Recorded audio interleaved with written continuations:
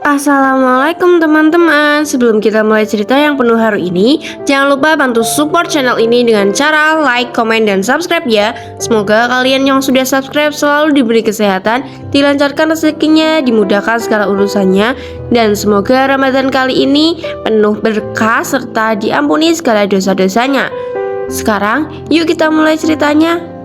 Hai, namaku Ika. Ramadan tahun ini seharusnya menjadi Ramadan paling bahagia dalam hidupku. Sejak menikah dengan Kian 3 tahun lalu, kami selalu menjalani bulan suci dengan sederhana tapi penuh kehangatan. Tidak pernah mewah, tapi selalu terasa cukup. Sahur pertama kami selalu sama. Kian bangun lebih dulu, lalu membangunkanku dengan suara yang pelan. Ika, bangun, nanti telat sahur. Aku biasanya hanya menggumam, pura-pura belum bangun, sampai akhirnya dia menyerah dan membiarkanku tertawa sendiri. Hal-hal kecil seperti itu yang membuatku merasa dicintai. Sore harinya, kami sering keluar bersama mencari takjil. Kian selalu memilihkan yang manis-manis untukku. Katanya, supaya aku tidak mudah lelah. Dan setiap malam, kami berjalan berdua ke musola untuk tarawih. Langkah kami pelan, tapi terasa seirama. Ramadan selalu terasa seperti rumah. Tahun ini bahkan terasa lebih spesial karena diam-diam aku sedang menyimpan harapan yang besar. Aku ingin memberi kabar bahagia untuk Kian. Aku ingin menjadi seorang ibu. Belakangan ini Kian juga terlihat berbeda, lebih perhatian, lebih lembut. Bahkan beberapa kali aku menangkapnya tersenyum sendiri saat melihatku. Sampai suatu pagi di hari pertama Ramadan, saat aku sedang merapikan dapur setelah sahur, terdengar suara ketukan di pintu. Aku membuka pintu itu tanpa rasa curiga. Di depanku berdiri seorang perempuan. Wajahnya pucat, matanya seperti menahan banyak hal. Tangannya menggenggam tas kecil dengan erat. "Aku Nia, aku ingin bertemu Kian," katanya pelan. Namanya terdengar asing di telingaku. "Maaf, ada keperluan apa ya?" tanyaku hati-hati. Dia menatapku sebentar, lalu menunduk. "Aku harus bicara dengannya, ini penting." Nada suaranya membuat dadaku terasa tidak nyaman. Aku memanggil Kian, dan saat Kian melihat siapa yang berdiri di depan rumah kami, wajahnya berubah. Bukan sekedar terkejut, tapi seperti seseorang yang baru saja melihat masa lalu yang berusaha ia lupakan. "Ika, aku bicara sebentar ya," katanya pelan. Aku mengangguk meski hatiku mulai dipenuhi tanda tanya.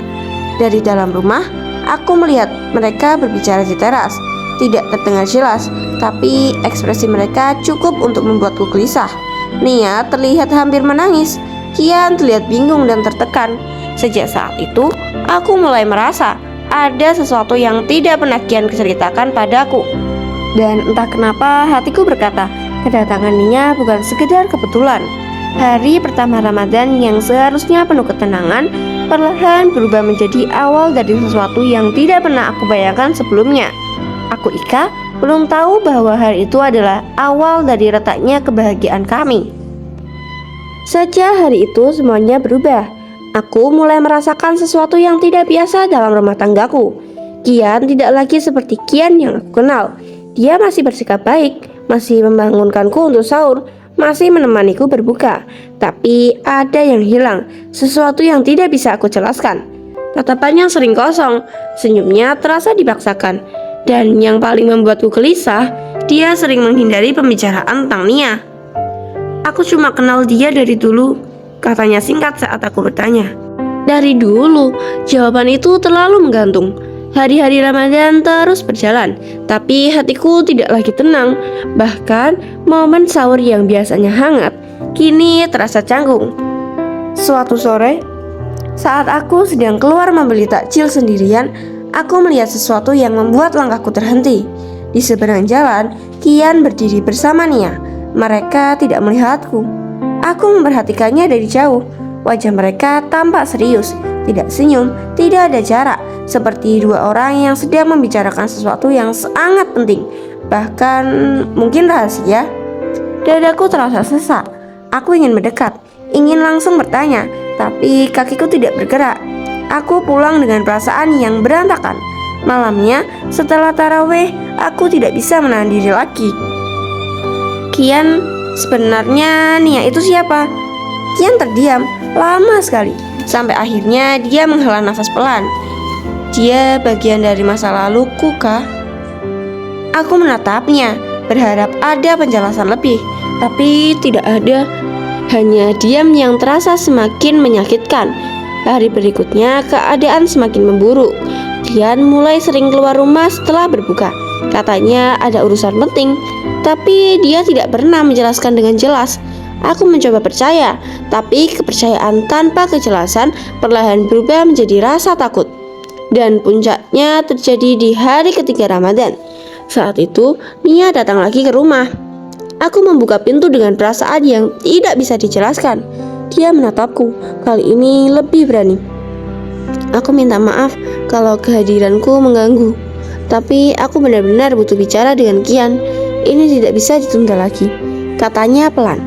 Suaranya bergetar, seolah dia sedang membawa beban besar. Kian keluar rumah, dan tanpa banyak bicara mereka pergi bersama. Aku hanya bisa berdiri di ambang pintu, melihat punggung mereka menjauh tanpa tahu apa yang sebenarnya sedang terjadi.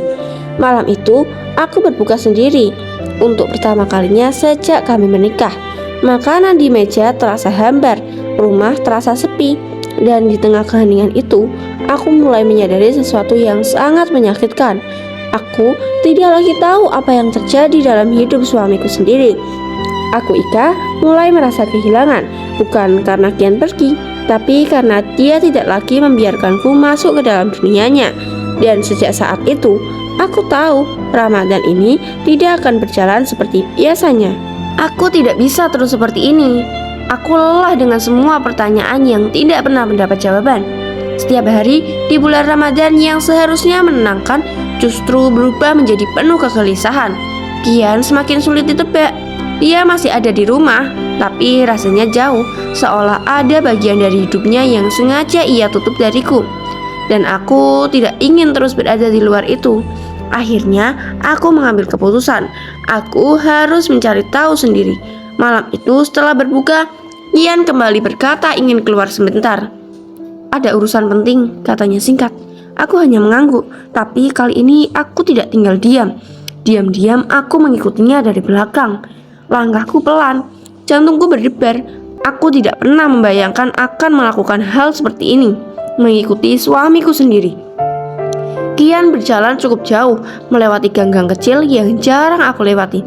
Sampai akhirnya dia berhenti di sebuah rumah sederhana di ujung jalan. Lampunya redup, halamannya sempit, dan di depan rumah itu sudah ada Nia. Mereka masuk bersama. Aku berdiri di kejauhan, tanganku gemetar, berbagai pikiran buruk mulai memenuhi kepikiranku. Kenapa mereka sering bertemu di tempat itu? Kenapa semuanya harus disembunyikan dariku? Aku ingin mendekat, tapi aku tidak berani. Aku pulang dengan hati yang terasa hancur. Hari-hari berikutnya terasa semakin berat. Aku mencoba bersikap biasa di depan Kian, tersenyum, menyiapkan sahur, menemaninya berbuka. Tapi di dalam hati aku terus bertanya-tanya. Sampai suatu pagi aku pergi ke dokter sendirian. Aku berharap mendapatkan kabar baik, sesuatu yang bisa menguatkanku di tengah semua ini. Namun kenyataannya tidak seperti yang aku harapkan. Dokter mengatakan bahwa aku perlu lebih banyak waktu dan usaha untuk bisa mendapatkan apa yang aku impikan. Harapanku harus tertunda. Aku keluar dari ruangan itu dengan langkah lemah.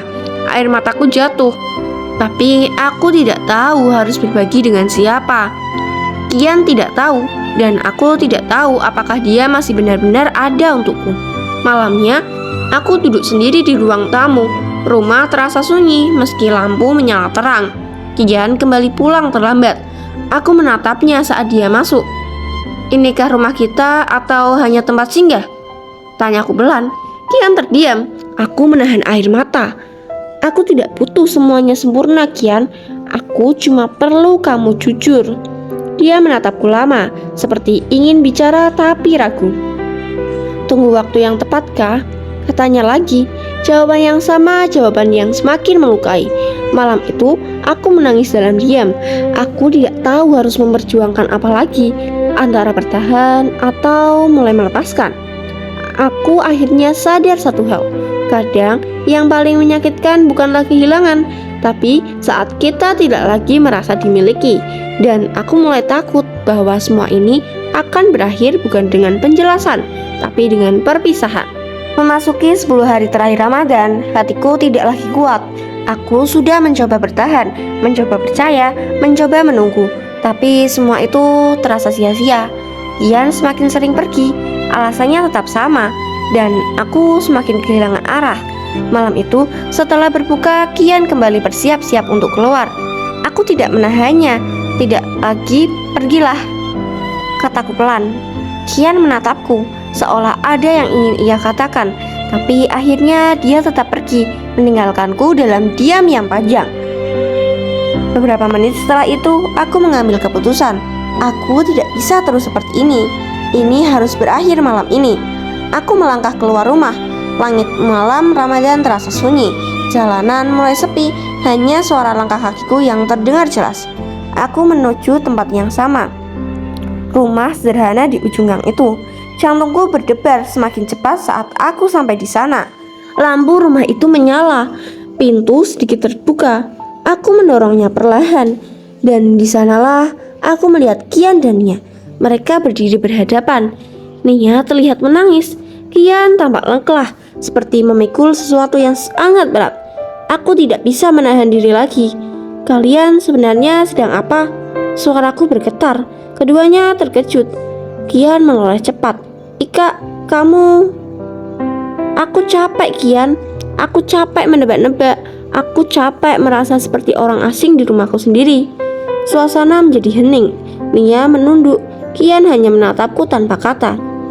Aku sudah berusaha percaya, tapi kamu tidak pernah memberiku alasan untuk tetap bertahan.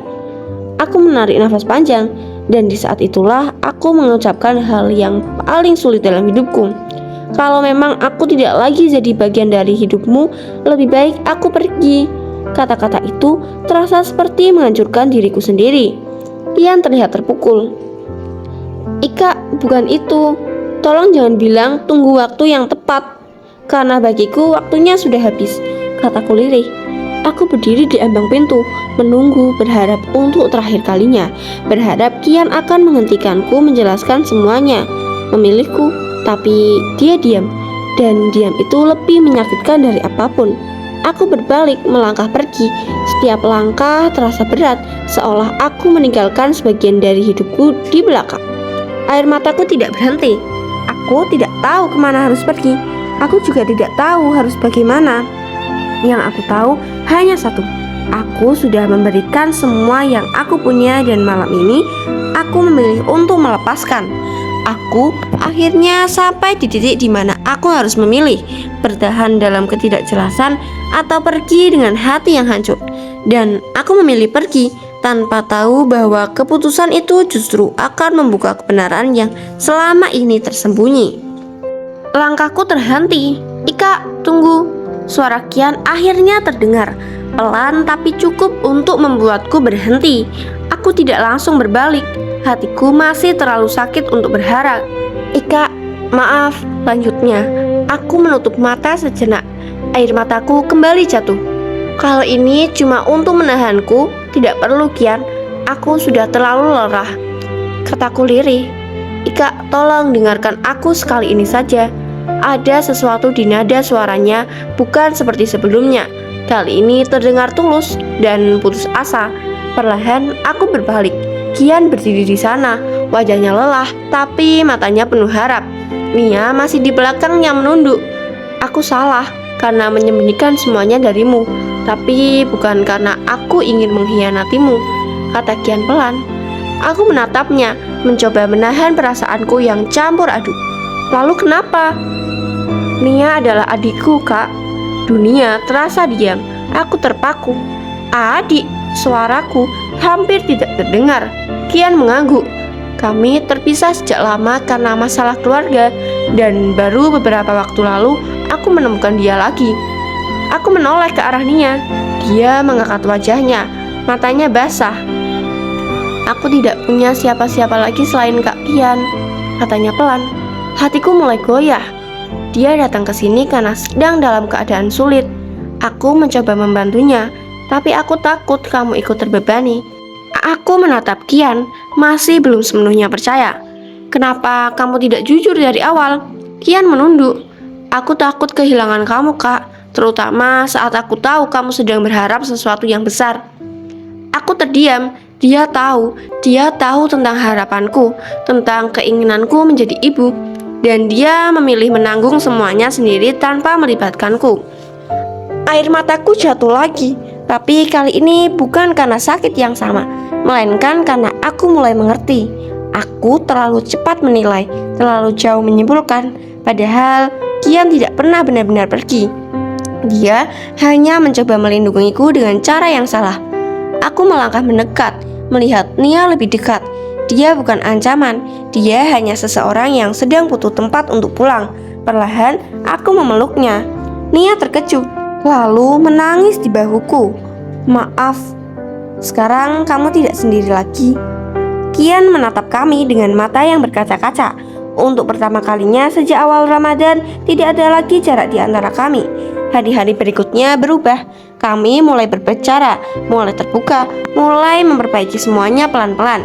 Dan di hari Lebaran, kami bertiga duduk bersama di ruang yang sama dengan perasaan yang jauh berbeda. Tidak ada lagi rahasia, tidak ada lagi kecurigaan, hanya kehangatan. Aku tersenyum, bukan karena semuanya sempurna, tapi karena kami berhasil melewati semuanya bersama. Dan untuk pertama kalinya dalam Ramadan itu, aku benar-benar merasa pulang. Lebaran akhirnya tiba. Pagi itu, rumah kami terasa berbeda, bukan karena dekorasi baru, bukan juga karena makanan yang lebih banyak dari biasanya, tapi karena hati kami yang berubah. Aku berdiri di dapur sambil menyiapkan hidangan sederhana. Di ruang tamu, terdengar suara Kian dan Nias yang sedang bercanda ringan. Suara yang dulu mungkin biasa saja, tapi sekarang terasa begitu berharga. Aku tersenyum kecil, tidak pernah terbayang sebelumnya bahwa Ramadan yang hampir menghancurkan kami justru akan menyatukan kami kembali dengan cara yang tak terduga. Setelah sholat Id, kami duduk bersama. Kian menggenggam tanganku. Maafin aku ya kak, sudah bikin kamu merasa sendiri, katanya tulus. Aku menggeleng pelan. Aku juga minta maaf karena tidak mencoba memahami lebih dulu. Nia yang duduk di samping kami ikut tersenyum, meski matanya masih berkaca-kaca. Terima kasih sudah menerimaku, ucapnya pelan. Aku meraih tangannya. Kita keluarga sekarang. Dan untuk pertama kalinya kata-kata itu terasa benar-benar utuh. Hari itu dipenuhi hal-hal sederhana. Makan bersama, tertawa bersama, bercerita tanpa ada yang disembunyikan. Tidak ada lagi rasa curiga, tidak ada lagi jarak, hanya kehangatan yang dulu sempat hilang. Malam harinya, aku duduk sendiri di teras. Angin bertiup pelan. Aku mengingat semua yang terjadi selama Ramadan ini, tentang kecurigaan, tentang luka, tentang pilihan untuk pergi dan keberanian untuk kembali. Aku tersadar satu hal, tidak semua ujian datang untuk menghancurkan, beberapa datang untuk menguatkan. Aku belajar bahwa kepercayaan bukan tentang tidak pernah ragu, tapi tentang memilih untuk tetap bertahan meski hati sempat goyah. Kejujuran bukan hanya tentang berkata benar, tapi juga tentang berani membuka diri meski itu sulit. Dan keluarga bukan hanya tentang siapa yang selalu ada sejak awal, tapi juga tentang siapa yang tetap tinggal. Setelah semuanya terungkap, aku menatap ke dalam rumah. Kian dan Nia masih di sana, tertawa bersama, dan hatiku terasa senang. Aku tersenyum karena akhirnya aku mengerti. Kami tidak benar-benar hancur di awal Ramadan. Kami hanya sedang diuji untuk menjadi lebih kuat setelah kembali bersama. Dan di hari Lebaran itu, aku tidak hanya menemukan kebahagiaan, aku menemukan arti pulang yang sebenarnya. Terima kasih banyak buat kalian yang sudah menonton sampai akhir. Kalau kalian suka cerita seperti ini, jangan lupa tekan like, tulis komen kalian di bawah, dan subscribe agar tidak ketinggalan cerita-cerita menyentuh lainnya. Semoga kalian yang sudah subscribe selalu dalam lindungan Allah, hatinya tenang, hidupnya dipenuhi kebahagiaan, dan semua doa baik kalian segera dikabulkan. Sampai jumpa di cerita berikutnya. Wassalamualaikum warahmatullahi wabarakatuh.